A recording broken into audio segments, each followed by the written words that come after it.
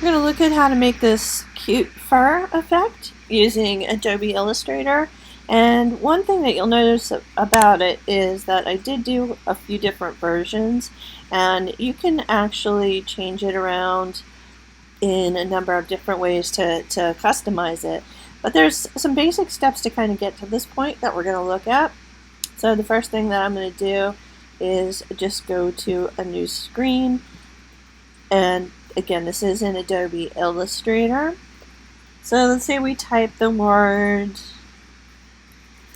dog, and I'm just using the text tool to do that.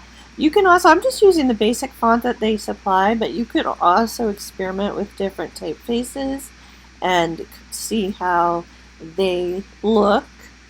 So what I'm going to do here is I'm just going to double click, and that lets me make the text any size I want by clicking and dragging it. So it's usually easier to see. You can work with it smaller, but it's kind of easier to see the effect when you have it in a larger size, and then maybe make it a little bit smaller later. So I'm going to highlight this word, and then for the fill, you can make your color really any color that you choose. I'm just going to stick with black here, and then for the stroke option, the pompadour works pretty good. And another thing that you can experiment with is also other colors, but again, we're going to use that for the example. And I'm going to leave this at 1 point. That's something you can vary as well.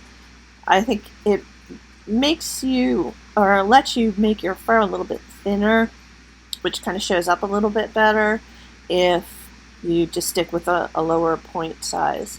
So anyway, the next thing that we're going to do is click off, and we're not going to see too much of a change here so far. So we're going to go to Effect, Distort and Transform, and choose Roughen.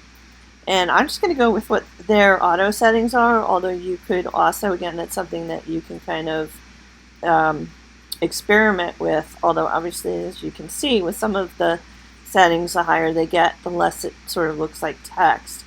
And I know I just said I was going to stick with what what they gave me, but I think actually on this one I'm just going to, and it kind of depends how it looks on the words. So I hadn't noticed this before, but with the detail, if you want more kind of points in here, you can move that up, and that's looking really furry. So I really think that that's cool. So I'm going to go with that. Now I'm going to click OK, and then we're going to do one more step and still make sure that your text box is clicked on. We're going to go to Effect again, Distort and Transform, and this time we're going to do Pucker and Bloat. And again, this is one of those things that you can do depending on the effect that you're looking for. So that's a bit much there, and my computer's also lagging a little bit on some of these. But do make sure that you have, when you're working with each box that comes up, make sure that preview's checked so you can see what the change is going to look like in real time. Okay, so we're just going to do a real small one on here, and again, this is how I like it. This would be the kind of effect I want, but you could adjust that again. So there's dog. We could also do cat. We again could do different colors and things like that, or more words. Just depends on what you're going to be using it for. And then one other thing that you can do experiment-wise is copy your text box. Or I cut it there, but we want to copy and paste. And you don't have to do this, but you can experiment with this. So when I kind of put this on the top, I get even more thick fur. And so I think that looks real nice. And maybe just one last thing. I'm going to go to Effect and Stylize And let's see how a drop shadow looks on that. Okay. So the drop shadow, probably I'm gonna leave that off because I feel like it makes in this case, it makes that pompadour design kind of stand out a little bit too much.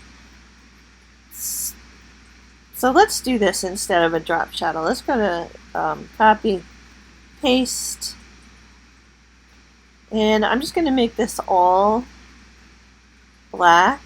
So I'm going to make a drop shadow manually, and then I'm going to go move that on top of my other text, object arrange, and send it to the back.